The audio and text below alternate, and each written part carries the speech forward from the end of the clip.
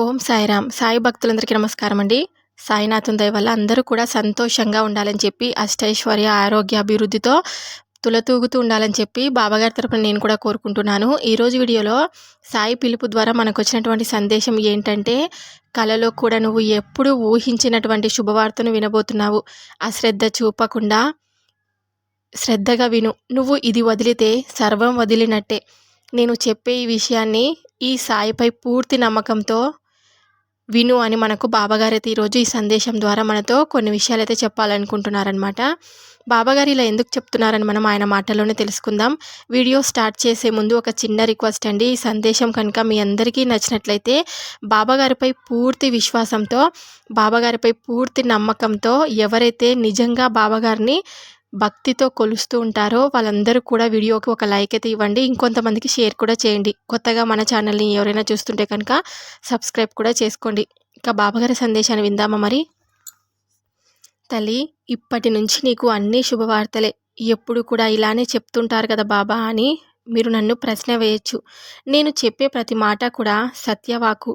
నీకు ఇప్పటి వరకు నువ్వు పడిన కష్టాలన్నీ కూడా ఆవిరైపోతున్నాయి అని చెప్పడానికి ఈ సందేశం ద్వారా వచ్చానమ్మా. కొన్ని సంవత్సరాలుగా నిన్ను పట్టి పీడిస్తున్న దుష్ట శక్తులన్నిటినీ కూడా నేను తొలగిస్తున్నాను. నువ్వు ఎప్పటి నుంచో జీవితంలో అన్నీ కూడా ఒక తీపి కబురుగా వినబోతున్నావు. ఇది నీకోసమే కేవలం ఈ సందేశాన్ని నేను తీసుకొని వచ్చాను. నువ్వు కోరుకున్న జీవితం అయితే నీకు ఇస్తున్నాను. ఇదిగో తీసుకో తల్లి. నువ్వు నన్ను అడిగావు కదా, జ్ఞాపకముందా? ఎన్నో సంవత్సరాల క్రితం నుంచి నువ్వు ఎంతో నమ్మకంతో నన్ను పూజించేదానివి. అంతగా నువ్వు నన్ను నమ్మి ఆరాధిస్తే నీకు కష్టం వచ్చినప్పుడు ఆదుకోలేకపోయాను. నేను చెయ్యను అని ఎప్పుడైనా చెప్పానా చెప్పు? ఖచ్చితంగా ఇస్తాను. నీకు ఎన్నో రోజులు ఎదురు చూస్తూ ఉన్నావు కదా, నిరాశతో బాధపడుతూ కూడా నన్ను తలుచుకోవడమే మానేశావు. నువ్వు చేసే పనిలో దైవంగా భావించి ముందుకు సాగాలని అనుకుంటే సమయం అనుకూలంగా లేక ఎన్నో ఎదురు దెబ్బలు తిన్నావు. ఏనాడు కూడా ఏ పరిస్థితులకు నువ్వు భయపడలేదు. నువ్వు ఎంతో గుణవంతురాలివి కాబట్టి రెట్టింపు వేగంతోటి పని చేసుకుంటూ వెళ్ళావు. నాపై కోపంతోటి మనస్సులో ఉన్న బాధను ఆపుకోలేక నన్ను అప్పుడప్పుడు తిట్టుకునేదానివి కూడా. మళ్ళీ నీకేమైనా చెడు చేస్తానేమో అని భయపడేదానివి కూడా. నువ్వు నా బిడ్డవు. నీ మీద నాకు ఎటువంటి కోపం రాదమ్మా. నువ్వు అనుభవిస్తున్న నరకప్రాయమైన జీవితం నేను చూడలేదని నువ్వు అనుకోవద్దు. సర్వం చూస్తూనే ఉన్నాను. సమయానుసారం నేను ఏమీ చేయలేక నేను నీకంటే ఎక్కువ అధిక బాధతో అనుభవిస్తూ ఉంటాను. ఇన్నాళ్ళు నీకు చేయనందించి నీ కష్టాలు తొలగించే అవకాశం నాకు ఇప్పుడు వచ్చింది. నువ్వు కోల్పోయినా అనుకున్నదంతా ఇదిగో నా దగ్గర ఉంచాను. తీసుకో తల్లి. ఇప్పుడు నీకు ఇస్తున్నాను, తీసుకో. ఇప్పటి నుంచి నీకు ఎటువంటి భయం అవసరమే లేదు. నువ్వు కోరుకున్నవన్నీ నీకు ఇస్తున్నాను. నువ్వు ఏది కావాలన్నా సరే బిడ్డ తండ్రిని అడిగినంత చనువుగా నువ్వు నన్ను అడుగు. అది ఏదైనా సరే తక్షణమే నీకు నేను అందిస్తాను. ఇక నీ కష్టాలన్నీ వెళ్ళిపోయాయి. అనుకున్నవన్నీ కూడా పొందుతూ జీవితం అంతా కూడా ఆనందమయం చేసుకుంటావు. ఎప్పుడు కూడా నువ్వు భయపడకూడదు. ఎప్పుడు నువ్వు సంతోషంగా ఉంటావని నేను నీకు మాటిస్తున్నానమ్మా. నీకు తెలియదా తండ్రి అని నువ్వు అనుకుంటూ ఉంటావు. నాకు తెలియనిదంటూ ఏదీ లేదు. అయినా ఒక తల్లి తన బిడ్డను అడిగినట్లుగా నిన్ను క్షేమం అడుగుతున్నాను. నేను నిన్ను క్షేమ సమాచారం అడిగితే నీ మనసుకు ఆనందం కలుగుతుందని అనుకుంటున్నాను. బాబా, నువ్వు నన్ను పలకరిస్తే నాకు ఆనందమే, కానీ ఎదురుగా ఉన్న అవసరం ఆనందాన్ని ఆస్వాదించడానికి అడ్డు వస్తుందా అని అంటున్నావు కదా. నిజమే తల్లి. సమస్య చెప్పినప్పుడు అవసరం ఎలా దాటాలో తెలియనప్పుడు మానసిక పరిస్థితి ఉన్నట్లే ఉంటుంది. కానీ కష్టంలో ఉంటే ఆ కష్టం తొలగించే వరకు కూడా నేను నీ పక్కనే ఉంటాను. నువ్వు అసలు భయపడొద్దు. నీకు ధైర్యం చెప్పవలసింది నేనే కదా. ఇప్పుడు నువ్వు మనసులో ఏమనుకుంటున్నావో చెప్పనా? నువ్వు ఇలాగే అంటావు, కానీ బాధ తీర్చడానికి మాత్రం సమయం అడుగుతావు. అనుభవించేది నేను కదా. నీకేంటి? ఓర్పు, సహనమని బోధిస్తావు. నా వైపు కోపంగా చూస్తున్నావు కదా అని అనుకుంటూ ఉంటావు కదా, నేను చెప్పేదంతా కూడా నిజమే. ఓర్పు పట్టకుండా, సహనం వహించకుండా అన్నీ జరిగిపోతాయా చెప్పు? అలా అయితే ఇంకెప్పుడు కూడా నేనెలా చెప్పను తల్లి. ఏది చెప్పినా, ఏది చేసినా నీ మంచి కొరకే చెప్తాను. నిజం చెప్పాలంటే ఏ సమస్యకైనా పరిష్కారం మీ దగ్గరే ఉంటుంది. అది మీరు గుర్తించరు. ఎందువలనంటే ఒక కష్టం వచ్చింది అంటే భయంతో ప్రశాంతతను కోల్పోయి వెంటనే ఆ సమస్య నుంచి బయటపడాలని ఇంకా పొరపాట్లు చేసి దానిని ఎన్నో రెట్లు చిక్కుముడి వేసుకుంటారు. కొందరు స్వయంకృతంగా చేసుకుంటే కొందరు కర్మల వల్ల చేసుకుంటారు. కనుకనే నేను మీకు అనుకుంటూ ఉంటారు, కొందరికి మాత్రం వెంటనే కాపాడుతానని. మరి సమస్య రాగానే తొందరపాటితో నిర్ణయాలు తీసుకోకూడదు కదా. మరి ఎందుకు ఇలా జరిగిందని అధ్యయనం చేస్తారు. అంతే తప్ప తొందరపాటు నిర్ణయాలతో ఏది కూడా మనం నిర్ణయాలు తీసుకోకూడదు. నువ్వు జీవితంలో ఇక నుంచి అన్ని సంతోషాలు చూస్తావని చెప్పాను కదా. నీకంతా శుభం జరగాలని నా ఆశీస్సులు నీకు అందిస్తున్నాను. సంతోషంగా ఉంటావు నువ్వు. ఒకసారి నువ్వు నా ఆలయానికి రాగలవు కదా. ఒకవేళ వచ్చినట్లయితే 11 ప్రదక్షిణలు చేసి గోమాతకు ఆహారం తినిపించు. ఒకవేళ నా ఆలయంలో గోమాత కనుక లేకపోతే మీ ఇంటి దగ్గర గోమాత వచ్చినప్పుడు ఖచ్చితంగా ఏదో ఒక ఆహారాన్ని నువ్వు తినిపించాలి. అలా తినిపించు. నువ్వు తలపెట్టిన పనుల్లో విజ్ఞానం అన్నీ కూడా తొలగిపోతాయి. నువ్వు సలహా ఇవ్వాలని అనుకుంటున్నాను నీకు నేను. కానీ నువ్వు నీ కుటుంబం ఆర్థికంగా వృద్ధి చెందాలని అనుకుంటున్నావు కదా. ఏది చేస్తే ఆర్థికంగా నువ్వు ఉండగలవు అనే ఉపయోగం నీకు కలగడం లేదు. అందుకని నేను నీకు దారిని చూపిస్తున్నాను. ఆ దారి వెంట చిన్నగా అడుగులు వేస్తూ నువ్వు కొద్ది కాలంలోనే నువ్వు అనుకున్నదంతా సాధిస్తావు. అనుకున్నది అనుకున్నట్లుగా అన్నీ సమకూర్చుకుంటావు. నువ్వు కోరిన కోరికలన్నిటినీ కూడా ఒక సమాధానం దొరుకుతుంది. నువ్వు మానవ జన్మ అంటేనే కోరికలు ఉండటం సహజం. నువ్వు నాతో ఎన్నోసార్లు చెప్పావు, ఏది కావాలో అవన్నీ కూడా నేను నీకు ఏర్పాట్లు చేస్తాను. ఉండటానికి ఒక మంచి ఇల్లు, ఒక వాహనం, ఇలా ఎన్నో ఆశలు, ఎన్నో కోరికలు ఉన్నాయి నీకు. ఉన్నది ఉన్నట్లుగా కోరుకుంటున్నావు. అందుకే నువ్వు ఇలా కోరుకోవడం తప్పు ఏమీ లేదని నీకు చెప్తున్నాను. అయినా నువ్వు ఎవరికో అన్యాయం జరగాలని మాత్రం అనుకోవడం లేదు కదా. నీ కుటుంబానికి మంచి జరగాలనే నీ సంకల్పం. మరి ఎందుకు నీ భావాన్ని అడగడానికి అంతగా భయపడుతున్నావు? ఏం తప్పు కాదు కదా. నువ్వు అడుగున కోరికలన్నీ ఖచ్చితంగా నీకు నేను నెరవేరుస్తాను. ఏమీ తప్పు కాదని నీకు నేను చెప్తున్నాను. నువ్వు అడిగినవన్నీ కూడా ఇస్తాను. సంపాదన మార్గాన్ని కూడా ఎన్నో ఉన్నాయి. నువ్వు చేయగలిగిన ప్రావీణ్యం ఉన్న పనిని ఏదైనా సరే మంచి రోజును చూసి మొదలు పెట్టుకో.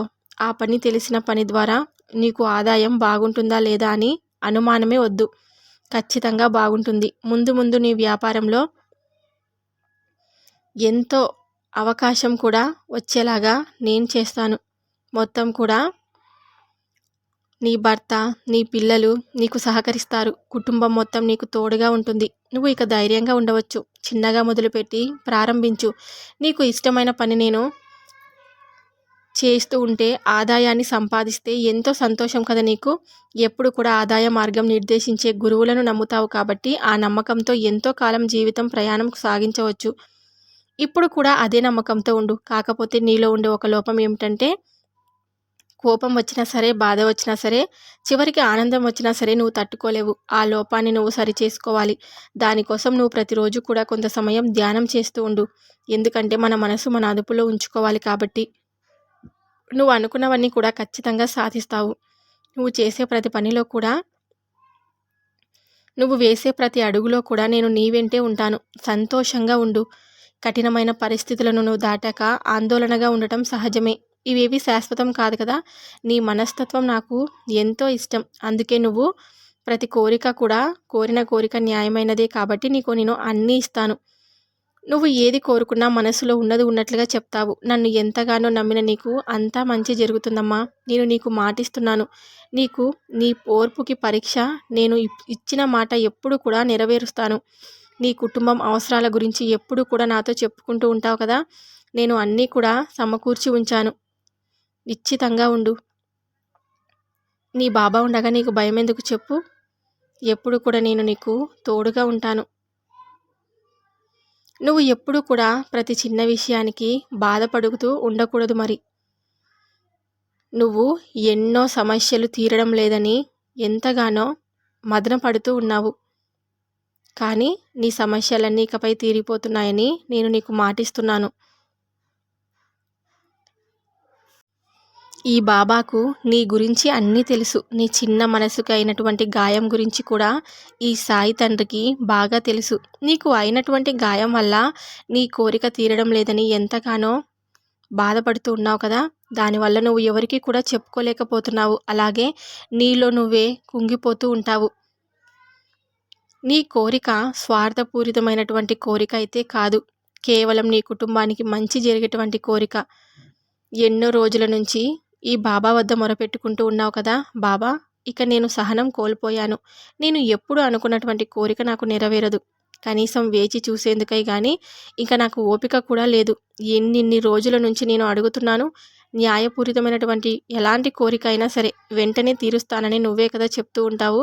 మరి నేను అడిగిన దాంట్లో ఏదైనా అన్యాయం కనిపిస్తుందా మీకు? నేను ఎందుకు నా కోరిక పట్ల నీకు అంత ఆలస్యాన్ని చూపించవలసి వచ్చింది? నాకు వేచి చూసేటువంటి ఓపిక కూడా లేదు. ఎన్నో రోజులుగా నా ప్రయత్నాన్ని నువ్వు చూస్తూ వస్తున్నావు కదా. అలాగే అందుకు తగినటువంటి శ్రమ కూడా చేశాను. కానీ దానిలో మాత్రం ఎలాంటి విషయం నాకు కనిపించలేదు. అందువలన నాకు ఇక జీవితం పట్ల ఆశలు కూడా కోల్పోయాను. ఎంత ప్రయత్నించినా కూడా కనీసం నేను అనుకున్నటువంటి ఈ చిన్న కోరిక కూడా తీరకపోతే ఎందుకు చెప్పు? నా జీవితం, నేను చదువుకున్నటువంటి చదువు, అలాగే నాకు ఉండడం అంటే, నాకు ఉండే తెలివితేటలు, నేను ఎంతో శ్రమించాను. అలాగే భారమంతా కూడా నీపై పెట్టి నాకు చేయవలసినటువంటి పనులన్నీ కూడా నేను చేస్తూనే ఉన్నాను. కానీ నా కర్తవ్యాన్ని నువ్వు నాకు చూపించావు. అలాగే నెరవేర్చేటువంటి బాధ్యత కూడా నీదే కదా.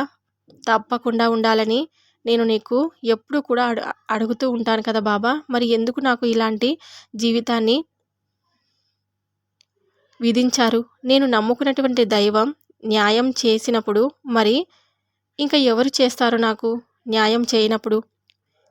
ప్రతి క్షణం కూడా నీ నామస్మరణతోనే నేను గడుపుతూ ఉంటాను. ఏం జరిగినా నా సాయి తండ్రి ఉన్నాడు. ఆయనకు తెలియదంటూ ఏది ఉండదు కదా. నాకు ఏదో ఒక మంచి, ఏదో ఒక చెడు ఆయనకంతా కూడా చేయాలనే తెలుసు. ఏది చేసినా కూడా అది నా మంచి కోసమే అని నేను అనుకుంటూ ఉంటాను అని పరిపూర్ణంగా నమ్మి నా హృదయం నిండా నీ రూపురేఖలను ఎత్తుకొని జీవితాన్ని గడుపుతూ వస్తున్నాను. ఈ రోజు కాకపోయినా రేపైనా సరే, ఒక నెల తర్వాత అయినా కూడా, ఒక సంవత్సరం అయినా కూడా నేను చేసినటువంటి కష్టాన్ని నాకు తప్పకుండా బాబా మంచి బహుమతిగా ఇస్తాడని కలలు కంటూ ఉన్నావు. అలాగే నా కుటుంబానికి కూడా అదే విధంగా చెప్తూ వారికి ధైర్యం పరుస్తూ ఉన్నావు. సమాజంలో నలుగురు ఏమనుకుంటున్నారనే దానికన్నా నాపై పెట్టుకునేటువంటి ఆసరా కానీ, లేదంటే వారు నాకు అందించేటువంటి అన్ని రకాల సహాయాలు కానీ నేను కోల్పోయిన వాడిని అవుతాను. ఎన్ని రోజులని ఇలా ఈ రోజు కానీ రేపు కానీ ఎప్పుడు వస్తుందంటూ వారికి మాత్రం నచ్చ చెప్పుకుంటూ ఇలా రోజులు గడపాలి. కానీ దేనికైనా ఒక సమయం అంటూ రావాలని నువ్వే అంటూ ఉంటావు కదా బాబా. ఆ సమయాన్ని నాకు ఎప్పుడు కేటాయిస్తావు? ఇక నేను ఎదురు చూసే ఓపిక నాకు లేదు. దయచేసి నాకు మీ సమాధానం మాత్రం తప్పకుండా ఇవ్వు. ఎంతో అసహనాన్ని చూపుతున్నటువంటి నాకు మీ మాటల ద్వారా, అలాగే నువ్వు చేసేటువంటి లీలల ద్వారా నేను మరలా జీవితాన్ని సంతోషంగా గడపగలను అనే ధైర్యాన్ని నాలో నువ్వే నింపాలి అని అనుకుంటూ ప్రతిరోజు కూడా నువ్వు ఎంతగానో తల్లడిల్లిపోతున్నావు కదమ్మా. నాకు అన్నీ తెలుసు. నువ్వు నీ పనిని సహనంగా ఇష్టంగానే చేశావు. కానీ నీకు దక్కవలసినటువంటి ఆదరణ, అలాగే గౌరవం నీకు కలగడం లేదు. అలాగే నువ్వు ఎంచుకున్నటువంటి పనిలో నీకు విజయం కలగడం లేదు. ఇదేనా నీకు వచ్చినటువంటి సమస్య? అలాగే నిన్ను ఎంతగానో నిరుత్సాహపరిచేలా ఉండేటువంటి సమస్య కూడా ఇదే కదా. నేను కాదనడం లేదు. నాపై నీకు ఎంత భక్తి, ఎంత ప్రేమ ఉందో నీపై కూడా నాకు అంతే విధమైనటువంటి ప్రేమ ఉంది. నువ్వు నా బిడ్డవు. నేనెందుకు నిన్ను కష్టపెడతాను చెప్పు? ఎన్నో రోజుల నుంచి ఎన్నో ప్రయత్నాలు చేశాను. అలాగే నీ ప్రతి కర్తవ్యాన్ని కూడా ఇష్టంగా చేస్తూ వచ్చారని చెప్పావు. నిజమే. ప్రతి మనిషికి కూడా భగవంతుడు ఏదో ఒక కర్తవ్యాన్ని అయితే రాసిపెట్టి ఉంచుతారు. ఆ కర్తవ్యాన్ని సంపూర్ణంగా చేసి కలిగినటువంటి ఎదురు దెబ్బలు కావచ్చు, లేదంటే ఇన్ని రోజులు నువ్వు అసంతృప్తి కారణంగా ఉండేటువంటి రోజులు గడపాల్సి వచ్చింది. నేను నీ జీవితంలో ఎదురైనటువంటి కొన్ని ఆటుపోట్లు అలాగే వాటిని నువ్వు తప్పకుండా ఎదుర్కోవాలి. ఎవరైతే ఈ సమాజంలో నిన్ను గుర్తించడం లేదని, నీ పనిని గుర్తించడం లేదని, అలాగే నీ పనిలో నీకు విజయం ప్రాప్తించడం లేదని కుమిలిపోతూ వచ్చావో, ఆ పనిలోనే నువ్వు ఒక అద్భుతమైనటువంటి సంఘటన ద్వారా మంచి విజయాన్ని పొందేటువంటి అర్హత పొందబోతున్నావు. ఈ సమాజమైతే నిన్ను, నీ కుటుంబాన్ని గౌరవించడం లేదని రోదిస్తున్నావు కదా! అదే సమాజం నిన్ను ఎంతో ఉన్నతమైనటువంటి వాడిగా, నలుగురికి ఆదర్శప్రాయుడిగా పొగిడేటువంటి రోజులు కూడా రాబోతున్నాయి. తప్పకుండా నీకు పరిచయం చేస్తాను. నీ మనసుకు ఎవరు అర్థం చేసుకోలేకపోయినా, ఎవరు నిన్ను ఎగతాళిగా చూసినా, ఎవరు నిన్ను సరైనటువంటి విలువ ఇవ్వకపోయినా, నేను మాత్రం నీకు ఎప్పుడు కూడా అండగా నిలిచి ఉన్నాను కదా! నీకు ఎలాంటి హాని కలగకుండా ఇన్ని రోజులు కూడా ఎంతో జాగ్రత్తగా చూసుకుంటూ వచ్చాను. తెలుసా? అది మాత్రం ఖచ్చితంగా చెప్పగలను. నువ్వు ఎన్ని సమస్యలలో ఇరుక్కుంటావో, అలాగే నువ్వు ఎంత నిరాశ పడుతున్నావో, ఈరోజు ఆ గాయాన్ని మరల చేసి ఉదయాన్నే మంచి ఆనందంగా ఉన్నటువంటి రోజులు నీకు పరిచయం చేస్తున్నాను. కానీ నువ్వే ఎక్కువగా దాని గురించి ఆలోచిస్తూ నిరాశపడుతూ ఉన్నావు. నేను ఒప్పుకుంటాను. నీకు కావాల్సింది దక్కకపోయేసరికి నువ్వు ఎంతగా నిరాశగా ఉంటున్నావో ఈ బాబాను అర్థం చేసుకోగలను. నువ్వు అడిగింది న్యాయపరమైనటువంటి కోరిక. నువ్వు ఇన్ని రోజుల నుంచి నేను ఇవ్వలేకపోయాను, కానీ నీకు వచ్చేటువంటి కష్టాలలో సమస్యలను మాత్రం తొలగించేస్తాను. అవన్నీ కూడా ఒక్కసారి ఆలోచించుకుంటే నీకే బాగా అర్థమవుతుంది. నువ్వు కోరినటువంటి కోరిక నెరవేర్చలేదని నాపై కోపం పడవద్దు. నన్ను నిందించవద్దు. కొంచెం ఆలోచన చేయమ్మా. నా సాయి ఎందుకు ఆలస్యం చేస్తున్నాడని ఆలోచించు. నీ వెంట రాని వారి కోసం నువ్వు ఎంత పరుగులు తీసినా అది ఎండమావుల వెంట పరుగుల లాంటిదే. కానీ నీ వెంట వచ్చే వాటి కోసం కాస్త ఆలస్యంగా ఎదురు చూసినా అందులో ఎలాంటి తప్పు లేదు. ఎందుకంటే ఆలస్యం ఎప్పుడు కూడా నీకు మంచి గుణపాఠాన్ని, మంచిని మాత్రమే పరిచయం చేస్తుంది. నీతో ఉన్నవారు ఎంత ఈర్ష్య చూపిస్తున్నా, నిన్ను ఇవ్వలేకపోయినా, హేళన చేస్తున్నా, నీ మనసుకు గాయం కలిగేలాగా వారి ప్రవర్తన ఉన్నా కూడా నువ్వు మాత్రం వారితో సంతోషంగా ఉండేటువంటి రోజులు, నలుగురితో నువ్వు నిజాయితీగా చేసేటువంటి పనికి గుర్తింపును పొందేటువంటి రోజును ఈ బాబా నీకు పరిచయం చేయబోతున్నాడు. కనీసం నీ కష్టాన్ని వృధా కానివ్వకుండా, నీ కోరికను శీఘ్రంగా ఫలించే విధంగా నిన్ను ఈ సాయి ఆశీర్వదించబోతున్నాడు. సంతోషంగా నీ జీవితాన్ని ఆనందంగా గడుపు. ఇక నుంచి నీకు అన్నీ మంచి రోజులే అని మన బాబాగారైతే ఈరోజు ఈ సందేశం ద్వారా మనతో ఒక చక్కటి సందేశాన్ని మన ముందుకు తీసుకొచ్చారు కదండి. ఇకపై మీకు అన్ని మంచి రోజులే అని ఈ సందేశం ద్వారా మీకు తెలియబరుస్తున్నారనమాట. బాబాగారు మనకు ఏది చెప్పినా కూడా అందులో ఒక నీతి, నిజాయితీ, ఒక మంచి సందేశం అనేది ఉంటుంది. ప్రతి ఒక్కరూ కూడా పూర్తి వరకు వింటేనే మనకు ఏదైనా కానీ అర్థమవుతుంది. ఈరోజు కాకపోయినా మనకు బాబాగారి సందేశం ఎప్పటికైనా ఒక రోజుకి ఖచ్చితంగా మనకు మన జీవితంలో జరుగుతుందన్నమాట అని మనం పూర్తి విశ్వాసం, నమ్మకంతో మంచిగా బాబాగారిని ఎప్పుడు కొలుస్తూ ఉండాలి. ఓపిక, సహనం అనేది ప్రతి మనిషికి చాలా అవసరం. అది ఉంటే కనుక ఎవరైనా సరే విజయాన్ని సాధించగలరు. పట్టుదల కూడా చాలా అవసరం అన్నమాట. మనం ఏ పనిని చేసినా కూడా ముందుగా మనము చేయగలమా లేదా అని ఆలోచించాలి. ఒకవేళ మనం ఆ పనిని మొదలు పెడితే కనుక మధ్యలోనే ఆపకూడదనమాట. అలా ఆపితే మనకు ఇంకా ఏ పని మొదలు పెట్టాలన్నా కూడా మనకు ఇంట్రెస్ట్ రాదనమాట. ఎప్పుడు కూడా మనము ఏదైనా పనిని చేసేటప్పుడు ఒకసారి, 2 సార్లు జరగకపోయినా సరే ఆ పని మూడోసారి జరుగుతుందనే నమ్మకంతో మనము ఆ పనిని మొదలు పెట్టాలి. ఆ పనిని మనము కొనసాగిస్తూ ఉండాలి కూడా. అలా ఉంటేనే పట్టుదలతో మనము ఏ కష్టాన్నైనా విజయంగా మనము సాధించవచ్చు అని మనకు బాబాగారు ఎప్పుడు చెప్తూ ఉంటారనమాట. ఎప్పుడు కూడా ఇతరులను మీ మాటలతో కానీ, చేతులతో కానీ ఎప్పుడూ గాయపరచకూడదు. మీకు తోచినంత సహాయం మీరు చేస్తూ ఉండాలి. ఒకవేళ మీ దగ్గర ఏమీ లేకపోయినా పర్లేదు, కానీ మనం ఇతరులను మాత్రం అపహేళన చేసి వాళ్ళని నిందల పాలు చేయకూడదు. మీ దగ్గర ఒక్క రూపాయి అయినా సరే ఇతరులకు మనం దానం చేస్తూ ఉండాలి. ఎందుకంటే ఏ దేవుడు ఎవరి రూపంలో వచ్చి మనల్ని సహాయం చేయమని అడుగుతారో, మన పాప కర్మలన్నీ తొలగించడానికి ప్రయత్నిస్తూ ఉంటారో మనకు తెలియదు. కాబట్టి మనము ఏ రూపంలో వస్తారో తెలియదు. కాబట్టి మనము ఎవరు అడిగినా కూడా కనీసం లేదు పొమ్మనకుండా మన దగ్గర ఏది ఉంటే అది వాళ్ళకు సహాయం చేస్తూ ఉంటే కనుక మనకు మన పాప కర్మలన్నీ తొలగిపోతాయన్నమాట. ఇలా చేస్తూ ఉండండి. ప్రతి ఒక్కరూ మీ జీవితాన్ని సంతోషంగా ఉంచుకోండి. బాబాగారు చెప్పినటువంటి ఈ సందేశం కనుక మీ అందరికీ నచ్చింటే కనుక తప్పకుండా వీడియోకి లైక్ చేసి మరికొంతమందికి షేర్ చేయండి. కొత్తగా మన ఛానల్ని ఎవరైనా చూస్తుంటే కనుక సాయి పిలుపు పక్కన రెడ్ కలర్లో సబ్స్క్రైబ్ అనే బటన్ ఉంటుంది. దాన్ని క్లిక్ చేస్తే పక్కనే ఆల్ అనే గంట సింబల్ కూడా వస్తుందన్నమాట. దాన్ని కూడా క్లిక్ చేస్తేనే నేను బాబాగారి వీడియో ఎప్పుడు పెట్టినా కూడా మీ మొబైల్కి ఫస్ట్ నోటిఫికేషన్ రూపంలో వస్తుంది. అప్పుడు సందేశాలని చక్కగా వినొచ్చు. వినడమే కాదు, ఇంకొంతమందికి కూడా షేర్ చేయండి. వీడియోకి తప్పకుండా లైక్ చేయండి. సాయంత్రం బాబాగారి పిలుపు ద్వారా వచ్చే సందేశంతో ప్రతి ఒక్కరు మళ్ళీ కలుద్దాం. అంతవరకు కూడా బాబాగారి ఆశీస్సులు అందరి కుటుంబాలపై ఉండాలని చెప్పి నేను మనస్ఫూర్తిగా కోరుకుంటున్నాను. సర్వే జన సుఖినో భవంతు. ఓం సాయిరామ్.